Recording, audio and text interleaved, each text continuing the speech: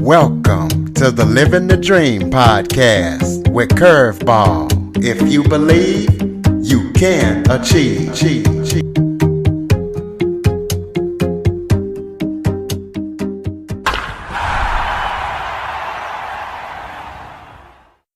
Welcome to the Living the Dream with Curveball podcast, a show where I interview guests that teach, motivate, and inspire. Today, we're going to be talking to author Travis Sevart. Travis is a prolific author that writes fantasy, science fiction, social DIY, and more. So we're going to be talking to him about his story, his writings, and everything that he's up to and going to be up to. So Travis, thank you so much for joining me today. Curtis, it's a pleasure to be here.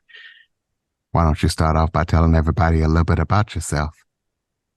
Well, let's see here. Where do I start? I was born in South Florida it might be a little early. Let's move forward a bit.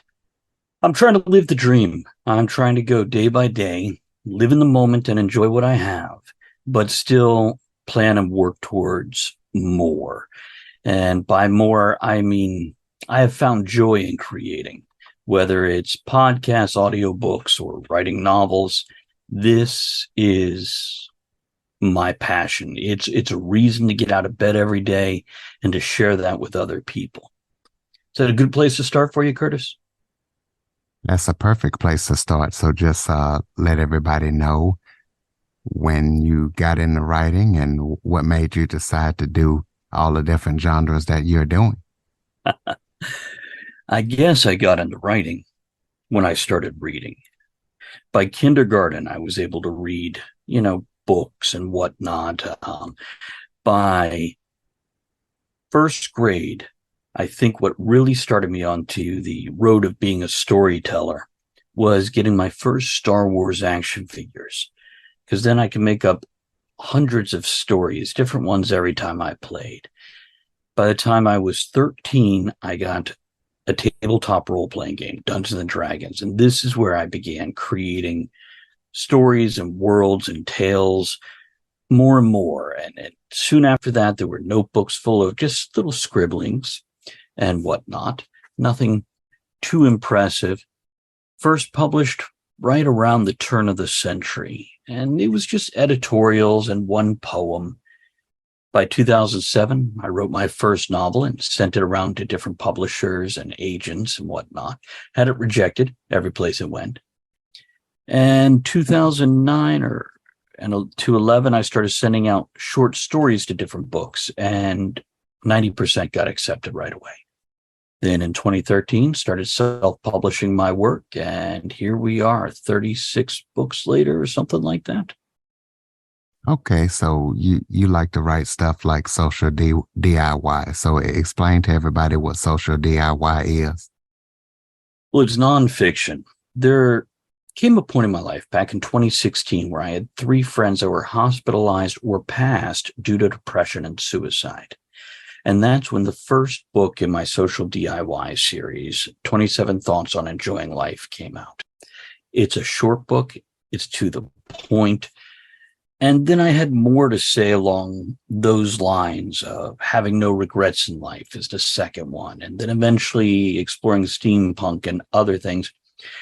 And I was trying to think of a way to put all this because it can fall under self-help, but it's more than that. And I felt in this day and age, a lot of us no longer know how to go out and find other people we want to hang out with. Once you're out of school, if you're not meeting them at work, where do you go? Clubs are noisy, bars are annoying, and libraries, they tell you to quiet down and stop talking. So I looked at what can I do with this series of books that will help people connect with others. And that's where social DIY came out. You can learn how to make friends and meet people and interact on a personal level. Then what else do you need? So you write 2,000 to 5,000 words per day. Tell us how you do that and how that helps you. I mean, that's a lot of words. That is all, to quote John Wick, the same way he was the great hitman he was: commitment, focus, and pure will. It's just a matter of creating that habit. Like anything, if you've ever lost weight, if you've ever worked out, if you've ever learned a musical instrument, it's a matter of carving out that time each and every day to sit down and do what you're passionate about, what you love, what you want to do when you grow up, no matter how old you are when you start. And that's what I did. I made a conscious decision. I'm going to sit down and I'm going to write for 2 hours or 2,000 words, whichever comes last. And just with time and practice, 2,000 words became quite easy. Once I quit my day job, started writing full time, I felt like just 2,000, well, maybe I could put a little more down. So I set the minimum bar at 3,000. But I find once I go past 6,000, they get sloppy. They get a little verbally blurry, if you will. Well, you also have took a fantasy and sci-fi world and connected them all in the same universe. So tell the listeners why and how you did that. In my life and my experience, I found everything is connected. There's the whole theory, the butterfly effect. A butterfly flaps its wings in Japan and it creates a hurricane in Florida or whatever. And in my books, I've done this also, where everything is interconnected, generally by a thin thread named Jack Tucker, who is a time traveler that doesn't believe time is a universal constant or force. He believes it's a human construct, but he moves back and forth through this timeline, 70,000 years past, present, future. And when I created the fantasy world, I wanted to tie it to the cyberpunk, the sci-fi world. And I wanted to tie that to the stories in the modern world and just show this thread that goes throughout. And I use that one character to do it. He's almost never a main character, always almost a third tier character. But he's got a bit of mystery behind him, a little bit of the pulling the strings of the people in the universe here and there. So some people are very suspicious of him. Other people love this guy, but he's definitely got his fingers in the pies across the fantasy, the sci-fi, and the modern stuff, barring the nonfiction. Well, so for the upcoming authors out there, tell us about publishing. I know you said that you self-publish, but tell us what you feel the best form of publishing is and why. Is it just strictly self-publishing or going with a publisher or hybrid, or what's your opinion? I went self-publishing because I'm impatient. A lot of times when you're approaching agents or publishers, there's a wait time of a matter of months or a year or more. And they ask you not to send the same work to other publishers or agents. Let them consider it. When they get back to you, then you send it to somebody else. I didn't have that kind of patience. So there are pros and cons to both sides of this street here. If you can get a traditional agent and go into a publisher, especially if it's one of the larger publishers such as Tor, Penguin, et cetera, the benefit of that is there's less freedom, but they do your marketing largely for you. Now, going with a smaller to mid-sized publisher, I've heard mixed reviews on these. Some are great. I've heard others that basically just collect part of the money and make you do all the work just like you were self-published. With self-published, you get a lot of control, you get a lot of freedom, you can write what you want, etc. But here, nobody else does quality control except for you. Now, of course, you can have an editor and you can have beta readers that help check the book and make sure everything is right, but you're still in control of finding and utilizing those tools. So self-publishing takes a little more discipline, and you have a lot more to do because nobody markets for you. And Curtis, you're in the music business. You know what it's like when it comes to marketing. If you don't have somebody else doing it, that can take up as much time as the creative stuff you're trying to put together. It absolutely can. And even with the show, I do everything myself. So Mhm. it takes up a lot of time. So speaking of shows, you have a live stream. So tell the listeners about that live stream, what it's all about and how they can find it. Well, to find any of my stuff, the books, audiobooks, podcasts, live stream, it's all at travissivart.com. Last name, same as the first, but in reverse. That's travissivart.com. And the live stream is where I've taken my writing and my podcast for basically I sit down, live stream it. And originally I was on Twitch. I'm moving over to Kick and actually considering Facebook Live. So after we're done here, I may have a question or two about how you're feeling about that. But yeah, with live stream, I sit down and write live on air. And it's more like having a coworker. And then when you have a break, you might talk a little bit about writing, or you might talk a little bit about your life. So I'm like the goofy guy in the cubicle next to somebody who every once in a while you get a little conversation. Then you both put your heads down, get back to work. So you were also a reporter. So kind of tell us about that part of your life. I've always enjoyed, speaking of truth, I've always enjoyed talking about truth. And so the idea of being a reporter or a journalist has always appealed to me. And there was a point in time, I live in a little backwater town in Virginia, not very big, but there was a local newspaper that needed a reporter. And I worked there for, I guess, just a little less than a year. And that was an amazing experience. Writing an article is writing an article. That's no big deal. But I got to go around and meet people from all walks of life, anywhere from, the farmer growing food that he's donating to help feed those who are less fortunate, to the mayors of local towns and everything in between. And it was an amazing experience just to, well, Curtis, we both like talking to other people. This is what we're doing right now for you. I feel like you probably understand just the joy of asking people things and learning something that you wouldn't have access to any other. That is absolutely correct. I learned so much, and I'm amazed when I meet with these guests and put these interviews out for the listeners. Mm-hmm.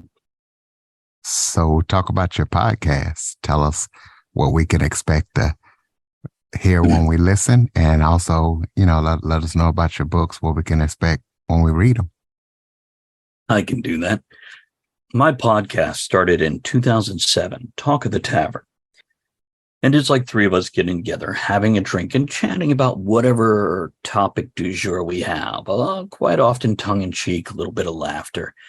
After that, I actually branched out into a writing podcast, again, with two different people, and it varied who would be on the show, but they were all from the publishing industry, sometimes stage, sometimes comic books. It just went the whole gambit, editors to screenwriters and everything in between. And then I branched out into more podcasts, taking some of my stories and reading one chapter per podcast so it can give readers and other people almost an audiobook type experience. And beyond that, I've recently come up with some new ones because I just love experiencing new things. So I came up with A Guy in His Pipe, which is me smoking a pipe and enjoying that while talking about strange and wonderful places on our planet, in our world, that people go and experience and enjoy, anywhere from, the biggest bottle of ketchup to the singing sands of Qatar. And now, as for the books, my primary series right now is Portals. This is a swords and sorcery fantasy. And that's about people from our world brought into the fantasy world at the moment of their death. But the twist is they're brought in to a body of somebody native to that world. So they have these faint hints of memories from the peoples whose body they inhabit. And they have this skill set that they didn't have just a few minutes ago when they were back in our world. And book 4 just came out a couple months ago. Book 5 should be out in a couple of weeks. And book 6 has been written and just needs edited and published. I'll be recording all of these to audiobook also. Book 3 is out on that. And then I'm moving to my cyberpunk series, Silver and Smith, which is a middle-aged bounty hunter billionaire that's apparently making up for something in his life, so this is why he's doing what he does, meets with a 20-something archaeologist. And the two, imagine Indiana Jones meets Blade Runner. And that's what this is. It's less cyberpunk, more cyber pulp, such as the pulp noir stories from the 1930s. Just bump it forward 150 years. So we're in the late 2000s instead. And this is fun and fast. If you like things like Clive Cussler, you're going to enjoy these. And beyond that, I have 6 or 7 different series, including children's books under a different pen name. Because, as I've mentioned before, I like variety. I like experiencing different things. And that's what I do in my writing also. Well, you just answered the question about any upcoming projects that you're working on. Anything else that you're working on that people need to know about? Oh, my goodness. Hold on. Let me look up here at my list because, sorry about that. The cat is loving that microphone. Well, after I finished going to book 6 in Portals and book 6 in Silver and Smith, these were my personal training. I wanted to do these 12 books to get 2 solid series under me and practice my craft. Then I'll be returning to a previous series that's epic fantasy, that is the apocalypse of the fantasy world. And that's something that's brewing really quick because I'm starting to have to take notes and put down ideas that are coming to me. So that's what's coming up after that. Plus, I have more 27 thoughts coming up, but those are easy. Those are almost like having a light snack when it comes to those books. I put those out rather quickly and have a good time doing it. Okay, so throw out your website and close us out with some final thoughts. Maybe if there was something that I forgot to touch on that you would like to talk about, or just any final thoughts you have for the listeners. Excellent. You can find all my work at TravisSevart.com, TRAVIS, then last name same as the first, but in reverse, TravisSevart.com. You're going to find my books, audiobooks, podcasts, live stream, and more there. Feel free to check it out, drop in, say hello. All my social media is there also. And closing thoughts, a lot of people make somebody else a reason to get out of bed. Their spouse, their children, their family, and that is incredible and awesome. If you get a point in your life where that's not speaking to you, create something for yourself. This could be a garden, this could be cooking, this could be writing a book, painting a picture, or whatever appeals to you. Use that passion for making something to share with others, a great reason to start your day and every day after. That's it, Curtis. Ladies and gentlemen, TravisSevart.com. Please be sure to check him out. Pick up the books, check out the podcast, check out the live stream. Share this to anybody else who you feel that will like everything that Travis is up to. Follow, rate, review, share to as many people as possible. If you have any guest or suggestion topics, cjackson102@cox.net is the place to send them.